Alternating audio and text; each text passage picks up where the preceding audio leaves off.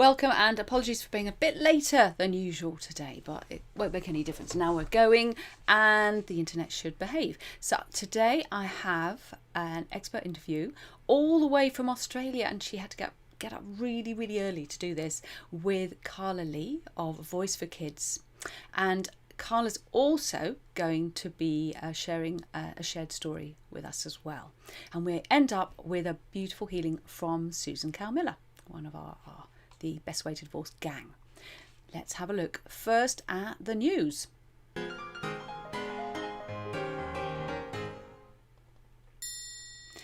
So right now in the Law Society Gazette, hot off the press, digital divorce portal to become mandatory. Getting a divorce will move a significant step closer to becoming a paper-free process when HM Courts and Tribunal Services digital portal in the UK becomes mandatory for new applications next week. From Monday, legal representatives will need to process divorce applications via the My HMCTS online service rather than using the paper form D8. Exceptions are applications for civil partnership dissolution, judicial separation and nullity, which should be filed at Bury St Edmunds Regional Divorce Centre. Paper applications will continue to be processed in a transitional period to 4th of October, HMCTS said. More than 150,000 divorce applications have been processed since the digital service was introduced in 2018 as part of the government's £1 billion courts reform programme. Latest figures show that 70% of applications are submitted and completed online, which HMCTS said helps the agency to finalise divorces in an average of 20 weeks compared with around 60 weeks for paper applications. Just to be clear here, I believe they're talking about the petition side, not sorting out all the finances or any other aspects. So just the basic admin of ending that legal contract of marriage. Staff are returning fewer than 1% of online applications, compared with around 20% of paper applications for legal representatives to amend. Juliet Harvey, chair of Family Law Group Resolution, said many of the group's members and clients have benefited from the digital service, but the process has not been without hiccups. Harvey said one of the biggest issues is that the platform was initially designed for citizens, litigants in person, and development of the professionals platform has seen additions and enhancements to that platform rather than a bespoke platform designed for lawyers, she says. A major issue that remains is that it is not possible to move between the two platforms. If a petitioner litigant in person wishes to instruct a solicitor to deal with the divorce after issue, the case comes off the digital platform and proceeds on paper through the Bury St Edmunds Divorce Unit. In financial proceedings, if the respondent starts as a litigant in person but later is represented, the platform cannot presently handle a notice of change. This means that the case would come off the digital platform and move to a paper-based process, negating the benefits of the online platform.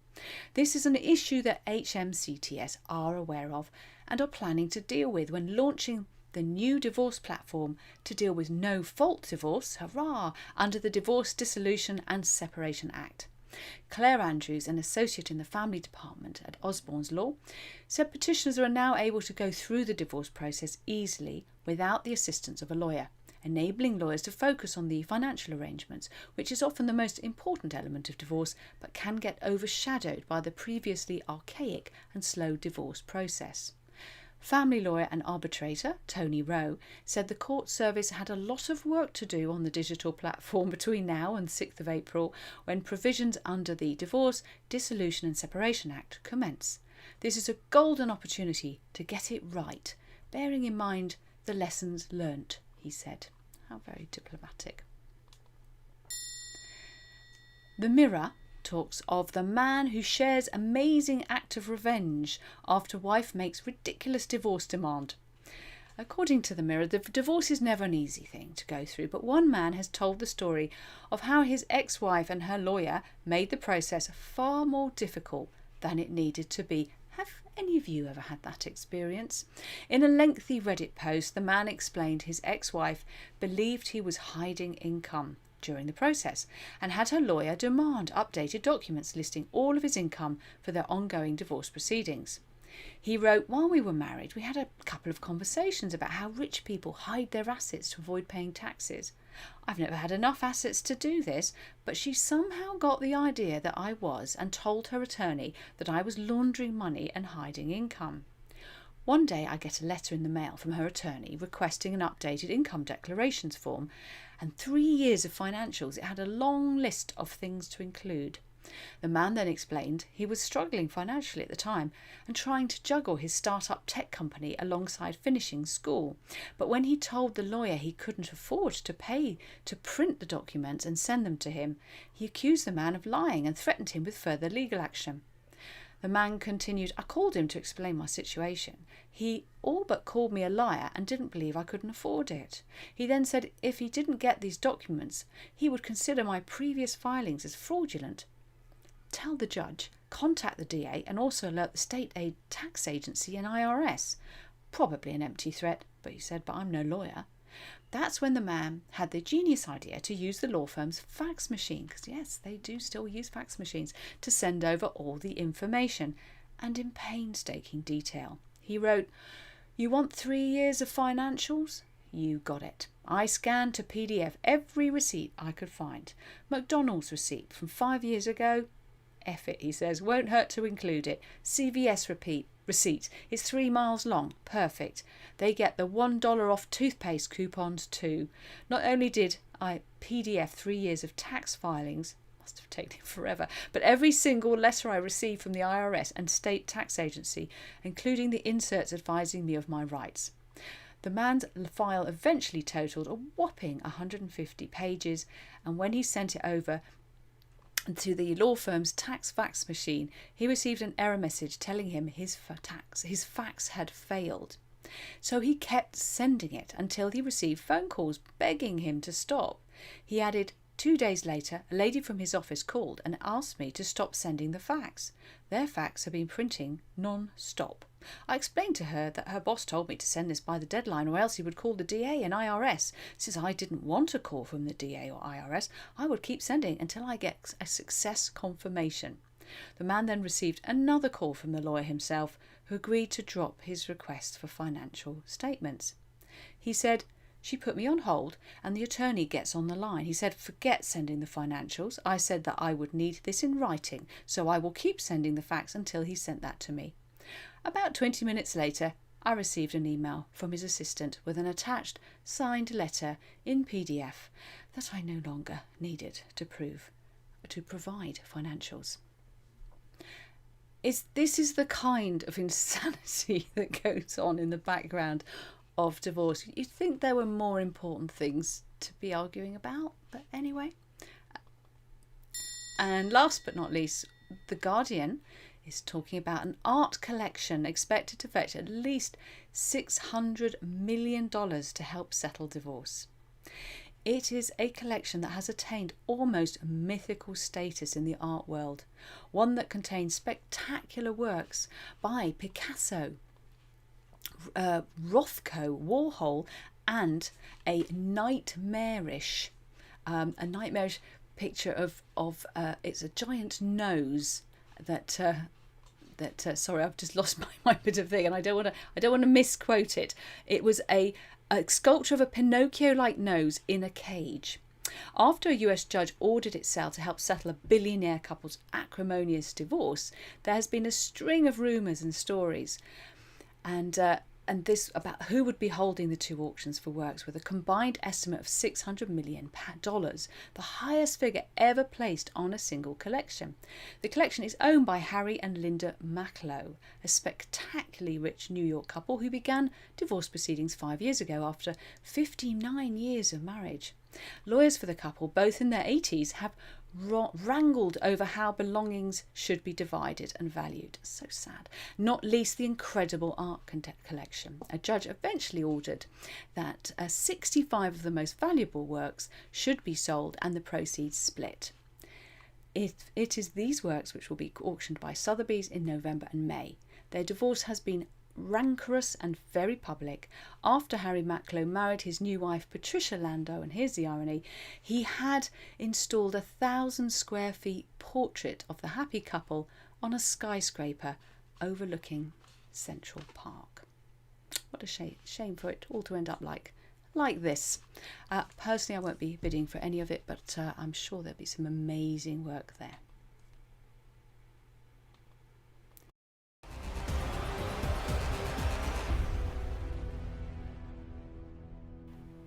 To our expert. Thank you so much, Karla, and I'm so sorry I made you get up so very horribly early over there in Australia, but I'm really, really grateful. So I was very, very keen to meet you anyway. And so what we're going to start with is Voice for Kids. Just tell us a little bit about what Voice for Kids is. Okay, so I started Voice for Kids due to the fact of being a child divorced myself. So at the age of 9, my parents separated, and for the next 17 years, I pretty much struggled with the effects of my parents' divorce. I didn't have much communication. There was not a conversation after the separation. So it was pretty much a build up and explosion by the age of 17 for me. What I realized is when I went to look for help for myself, I really had to go and look. There's a lot of help I found for parents and what they were going through, but I couldn't find anyone that connected with me and what I was going through myself. And I discovered that I had a lot of gems and good information and tools I could give parents to help them understand how we feel as children and what we're going through.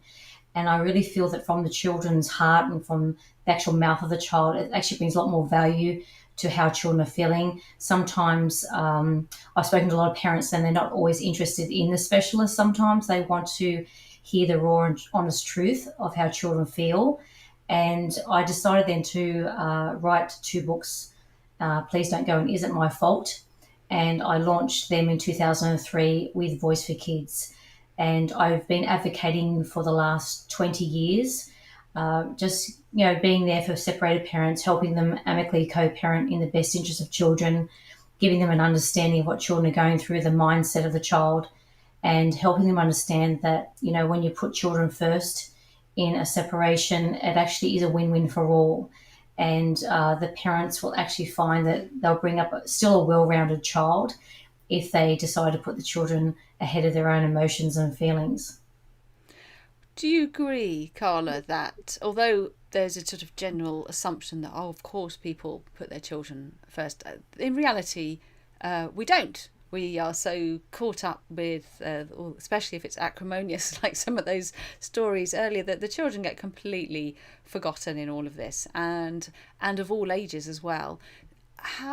But it's a delicate area, isn't it? So what's your sort of strategy, if you like, for helping parents to get over the inevitable guilt and realise what harm they're doing, and help them to see things differently? I just feel that, like, if parents were to look at the situation of usually where they're at, there's so much. Like I always say to parents, you can't help your child until you help yourself first.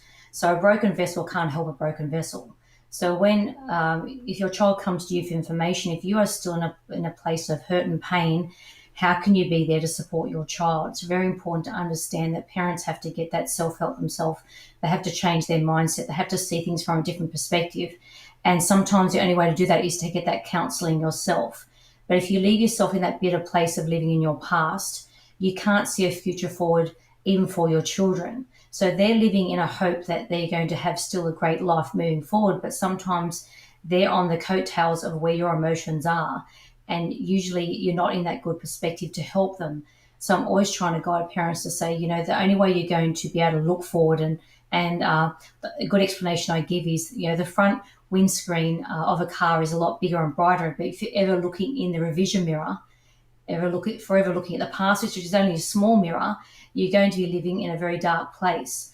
And for your children, they need hope. They need to know that there is still a good future for them. And the important thing for them is to have both parents in their life.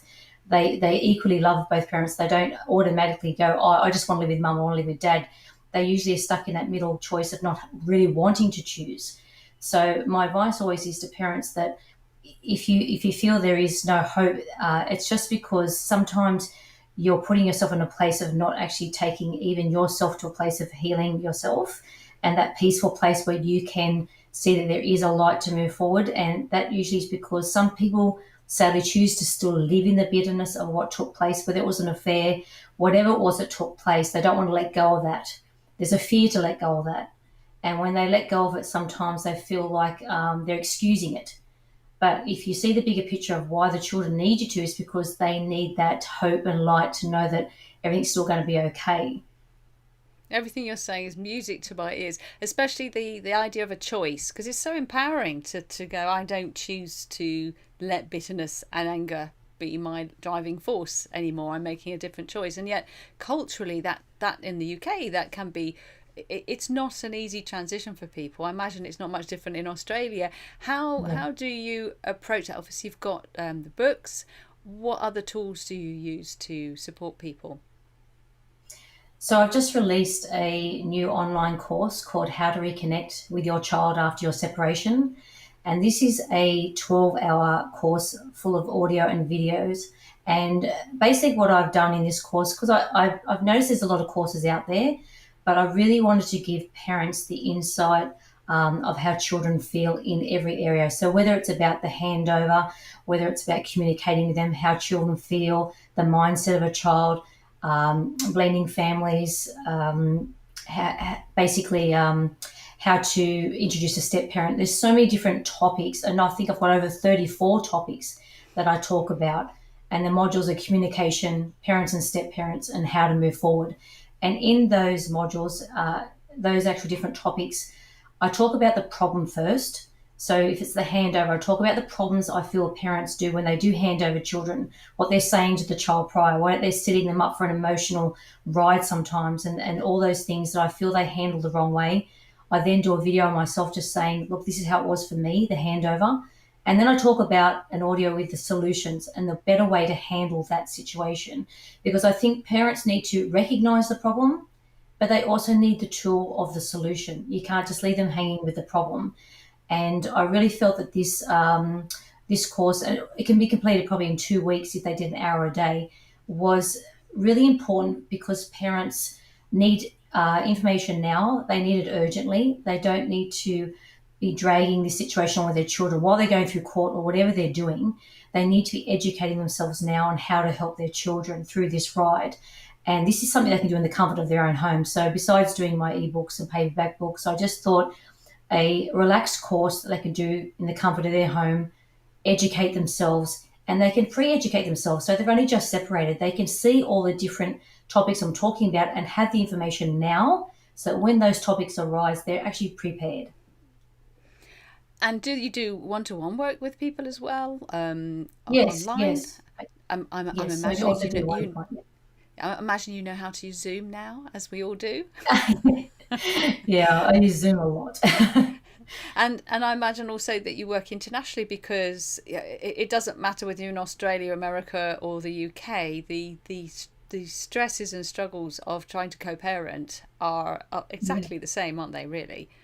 Yeah. Oh, but look, I've said this for years to people. This is a global issue.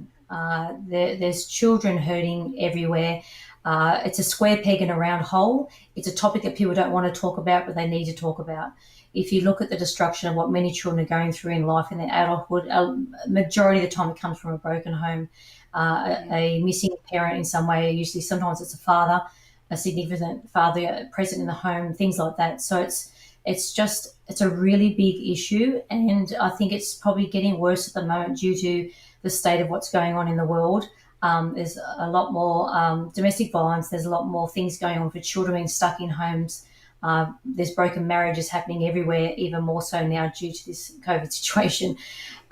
So it's been, I believe, yeah, it's something it's actually only rising, which is quite sad. But I just think parents need education, and I do believe they're crying out for it, but they're not sure where to get it sometimes. We don't get taught how to parent at school, as my mother always used to say, and she's so right. But these are opportunities to sometimes I think parents who've actively co-parent become much better parents than they would have done if they were just together and not really thinking about it, because bringing up children is a bit of an art form, which I'm still learning. Thank you so much, Yeah. Karla, and I'm really looking forward to hearing a shared story with you a little bit later. No problem. Thank you. Thank you. Amazing, and it's so great to hear straight talking. It is a difficult thing. It's so easy to feel guilty. I've been there, but that doesn't help your children. There's skills you can learn, understanding, educate yourself. Your children don't have to suffer because of your divorce. Even if the other parent is making it difficult, that's no excuse. So a little bit of I would say not teaching. I've got something to share with you. That's right, I'll share this. I wanted to do some more of the, this is from taking it out of the course I've got in the Best Way to Divorce app. Calm Seas Love, The Children's Bill of Rights in Divorce by Dr. Robert Emery, PhD. I wanted to go on to number 5. He wrote this as Professor of Psychology at the University of Virginia, and they're just wonderful. So number 5 is the right not to have to be responsible for the burden of either of your parents' emotional problems. So massive issue when you go through separation and you're traumatized. It's very easy, particularly with the elder children, to use them as an emotional prop. And that's a very dangerous thing. It's not their job to look after us. They're not our psychiatrists or our counsellors. But it is a very easy trap to fall into. So if you think you're doing that, stop. Go and use a counsellor or a coach, or work with somebody. Do something, but do not use your kids to dump your emotional baggage onto. Or even just share those bad days, because actually you have to be strong through this, because they've got their own worries and fears throughout it all, and they need to have confidence in you, and they don't want to see you falling apart, because what they really want is for you, both of you, to be happy. That's it. So your job is to be happy. And the other area around I wanted to say about your parents' emotional problems is older children can often be drawn in, because the parents think, oh, well, they're adults now, young adults. And actually, there are studies that show that they get just as badly affected, sometimes more. Their whole belief in what their family was, it's all fallen apart. It can have a devastating effect on their ability to form relationships if their role models end up being turning from love to hate in particular. So even if it's just a bit of passive aggressiveness or the odd snide comment, just don't do it in front of your children, because they are half of both of you. So that's Robert Emery PhD's The Right Not to Have to Be Responsible for the Burden of Either of Your Parents' Emotional Problems.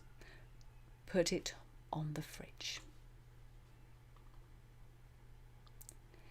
And she hasn't been gone for long, but we're going to get her back now after that, and no doubt that what we've just been talking about might come up with our shared story.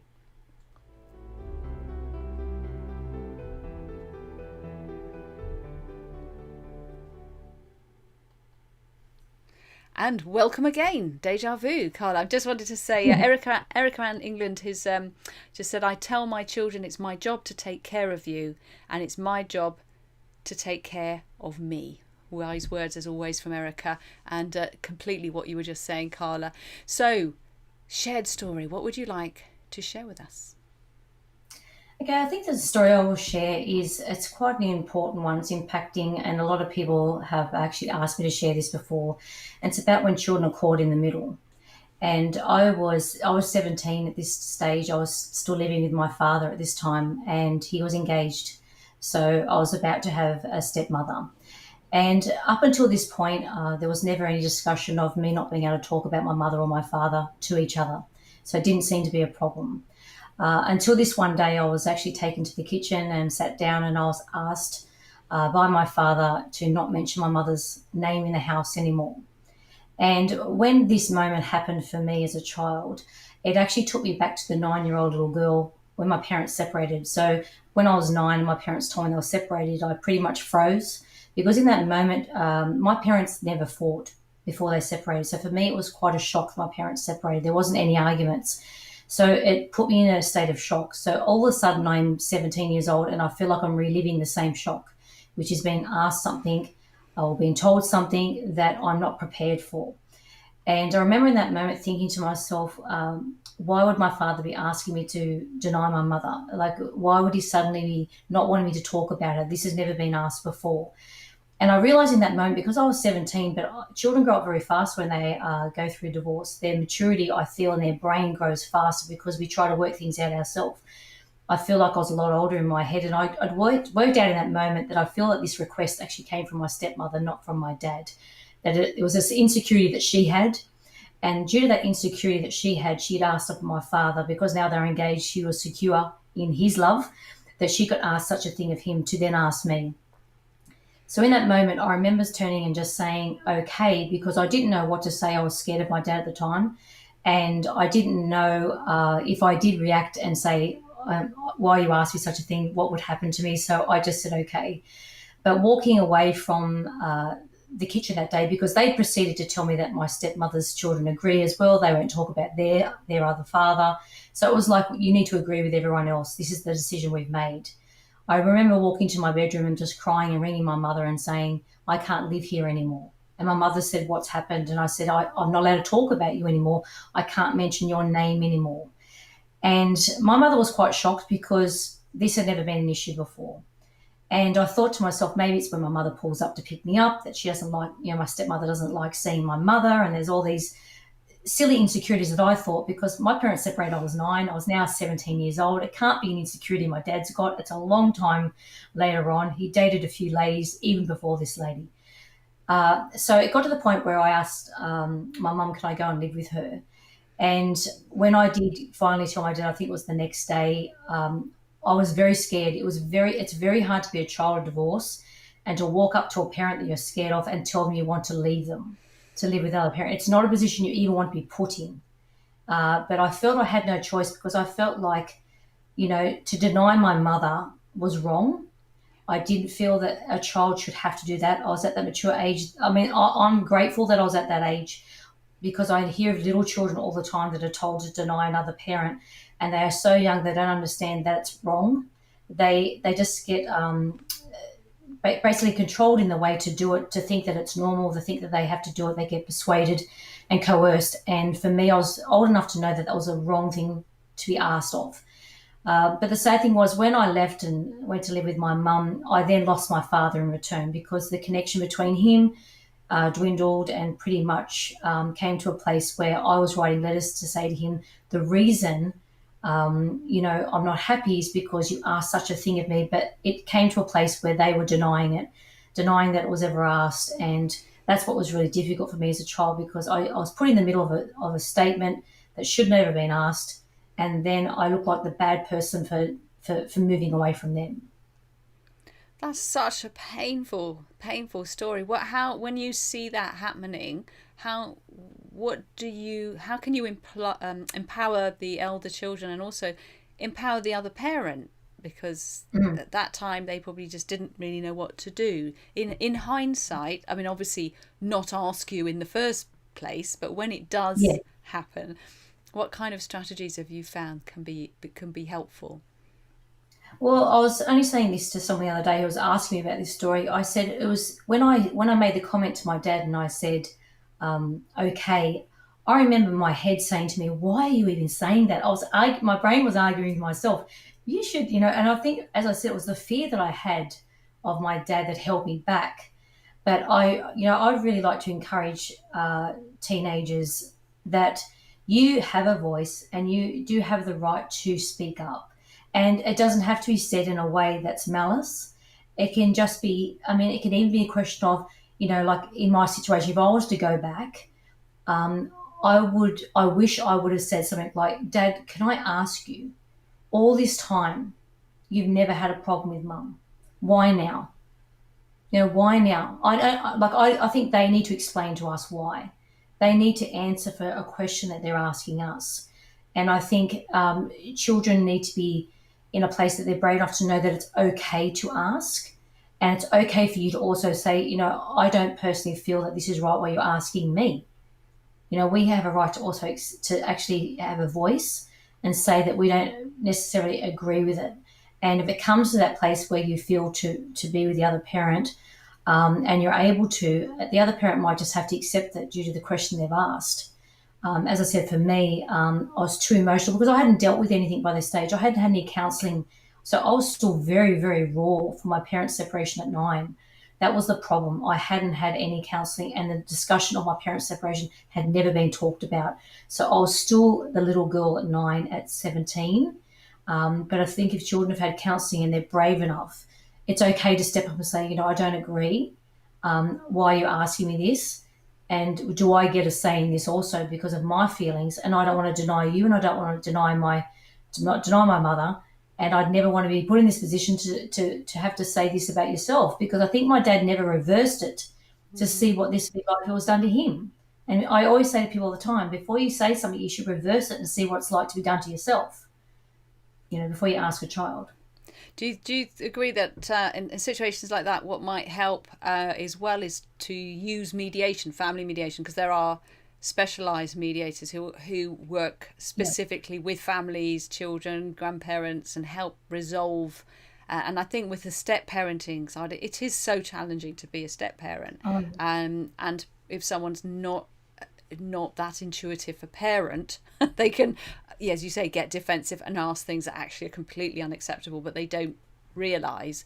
And so do you think that mediation can help take some of the pressure off the child, at least the teenager or even younger child, can be encouraging the family to do family therapy together to, let's sort this out and let's come to a plan here, because it's just going to be very difficult otherwise to comply. Yeah. It's a lot to put on a child's shoulders though, isn't it? But somebody, I just think the more children are empowered to go, hey, stop fighting, go and, I want them to tell their parents about the Best Way to Divorce app, for example. I want them to recommend mediation, and the more education they have, the better, because they're the ones who pay the biggest price, aren't they?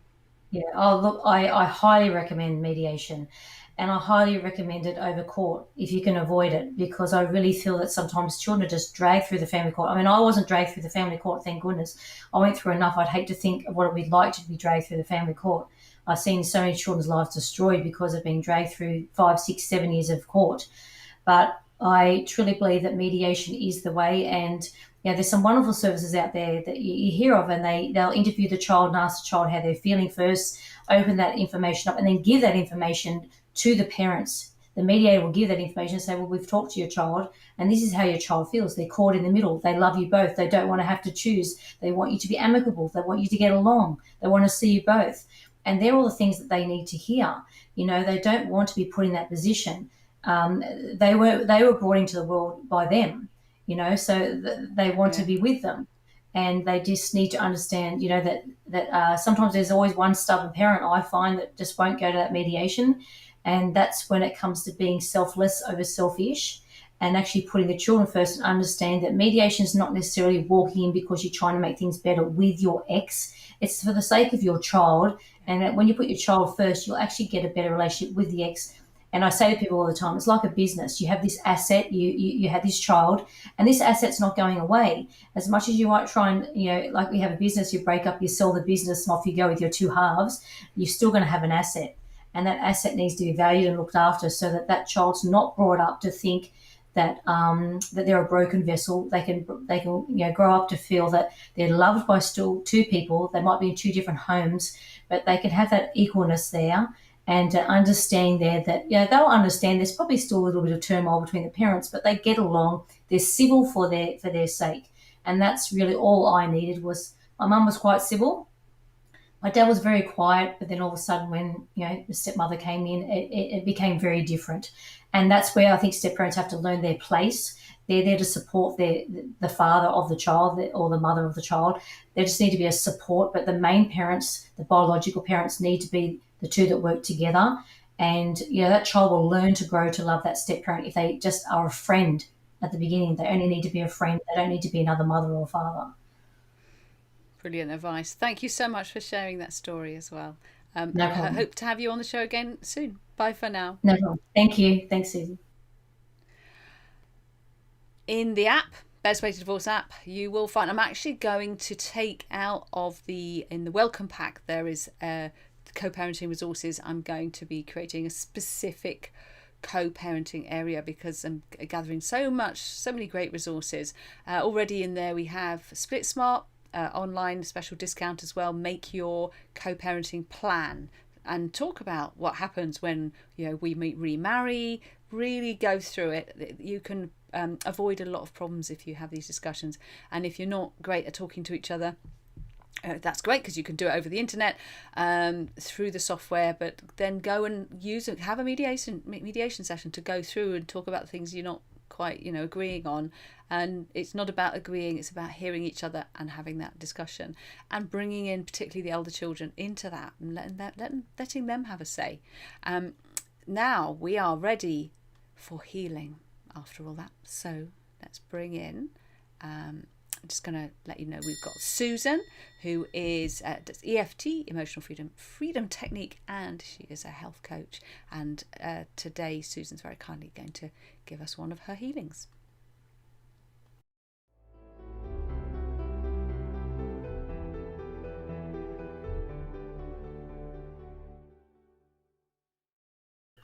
And I'm now welcoming Susan into the app, and not to the app, she is in the app as well, but into the show.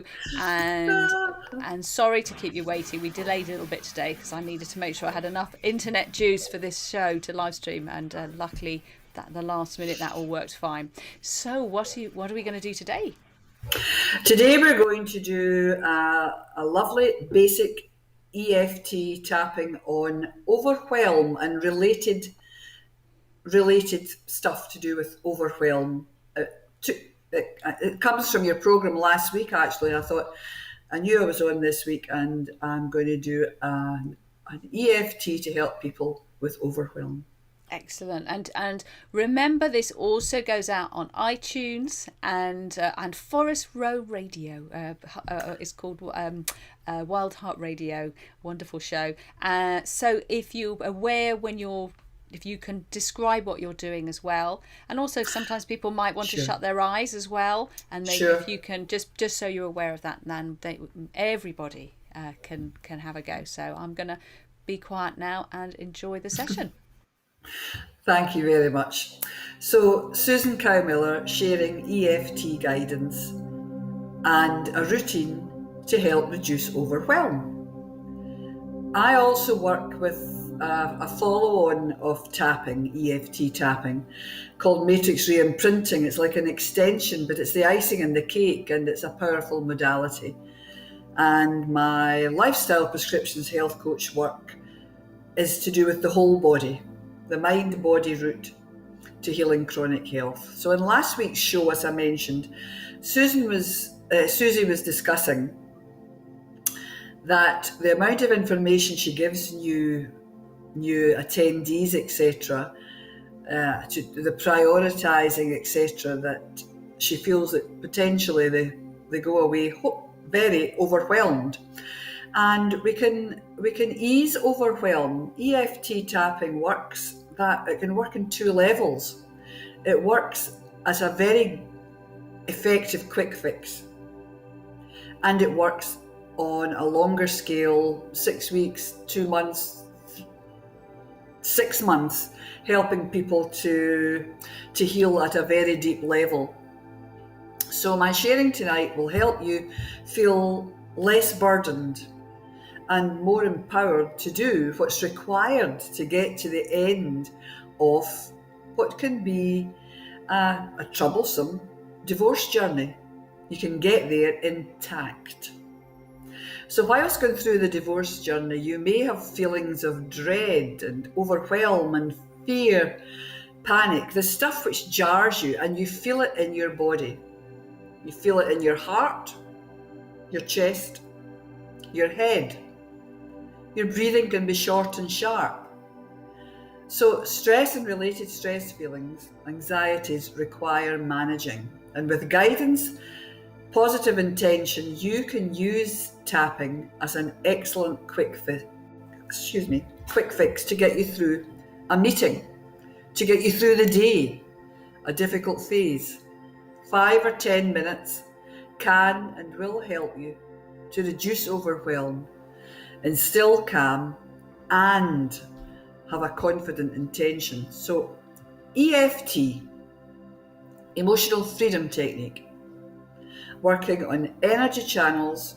I'm tapping just now on the energy channels, but I'm explaining that there's energy channels in the body. Acupuncturists use needles. We use our fingertips, tapping on energy points of the body, releasing blocks of negative energy, bad stuff stuck at cellular level. We call it psychological acupuncture. And if you take an active part just now, you will feel sensations in your body. And that's blocked energy moving, being released. You may yawn, burp, have tummy rumbling. But I'd like you to be aware, if you're actively involved, that actually you can feel things in your body. So let's begin. Basically, I'm going to be asking you to repeat my statements. However, I may put my hand up, and that means I'm going to be saying a few bits of information. We're working in the energy points and repeating the statements, and you'll get the drift. So please start tapping on your karate point of your hand. Just gently tap. We do a starter statement. We start with a negative and qualify it with a positive. So I'm going to say the negative statement and repeat when I'm finished it. Even though there are times when I feel very overwhelmed, I know I'm able to deal with all of this. Repeat that too. I'm going to repeat it. Even though there are times when I can feel very overwhelmed, I know I'm able to deal with lots of this. So we're going up to the top of the head point, the crown of the head. And we're going to use 2 or 3 fingers to gently tap. So, feeling overwhelmed quite a lot of the time. Then there's 3 points in the eye, corner of the eye socket. I feel overwhelmed and it causes me deep anxiety. Side of the eye, these feelings of overwhelm. Underneath the eye socket, tapping gently. I feel overwhelmed a lot of the time. Now underneath the nose, tapping gently. We're just repeating the same statements for 2 or 3 rounds. I feel overwhelmed a lot of the time. Underneath the bottom lip, I feel overwhelmed an awful lot of the time. Then we have a point in the collarbone. By the way, you can change hands and change sides. It doesn't matter. So the collarbone point, I feel hopelessly overwhelmed sometimes. And then we've got the point underneath the arm, bra strap area for women. I feel overwhelmed far too much of the time. We're back up at the top of the head. Just keep moving through the points. I feel overwhelmed and I can feel it in my body. Move to the corner of the eye point. While we're continuing to do the more negative aspects of the rounds of tapping, I want you to sense where you might be feeling your discomfort in your body. It may move. And you can give it a number out of 10. 10's the highest if it's really bad. 5's middle of the road. But try to sense what your body's telling you, because your body speaks to you. So move to the side of the eye, feeling overwhelmed. Feeling overwhelmed. Feeling anxious much too often. I feel overwhelmed too often. Stressed and anxious. Unable to cope. Back up to the top of the head. These feelings of anxiety, they're quite strong a lot of the time. I feel stressed and anxious. There's so much to do, to organise. But feeling like this doesn't do me any good. I need to try to feel a little bit better, stronger. So I'm going to choose to ease these feelings of overwhelm. I'm choosing to ease these feelings of stress and anxiety. I'm choosing to ease the strong, difficult feelings of overwhelm. Back up to the top of the head. And take a deep breath. As you're doing this, I choose to feel empowered. Just repeat the statements as I say them. I choose to release at least some of the stress. I choose to feel more confident about what I've got to do. I choose to feel more confident and work to a plan. Underneath the nose. Choosing to feel much more at ease and in control of what's happening.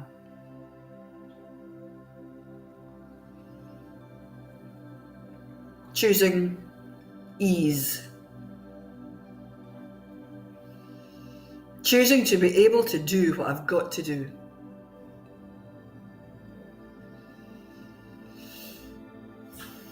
Choosing to get on with the path I've chosen.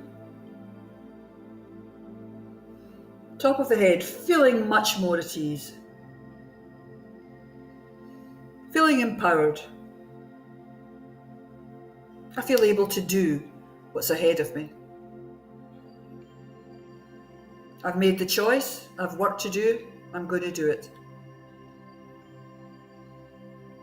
Feeling empowered. Feeling empowered in my whole body. Feeling strengthened. Feeling better. Now place your hand over your heart space and take 2, 3 or 4 deep breaths. The divorce path isn't easy. This is a tool and a technique that can give you instant relief to get on with your day, to get on with your meeting that you're going to get on with whatever's going on, to feel empowered. I have lots of videos. Check me out. I'm also the author of Survive and Thrive After Trauma. I've been there. Don't want to do it again. I wish you well. Thank you very much, Suzy. That's me finished. Thank you. I've tapped all over, got nice little red bits all over me now, tapping away. Thank you very, very much for that, Susan, and for sharing that with everyone here, because, as you say, and as we've said all the way through the show, this is your children need you to look after yourself. As Erica said, it's your job to look after yourself as well as a parent. It's not their job. And so you open your mind to the different ways of doing that are also interesting and enjoyable and going to reap rewards for you and are easy, so easy to do. So in the war of divorce, on the battlefield of family separation, always make peace your weapon of choice.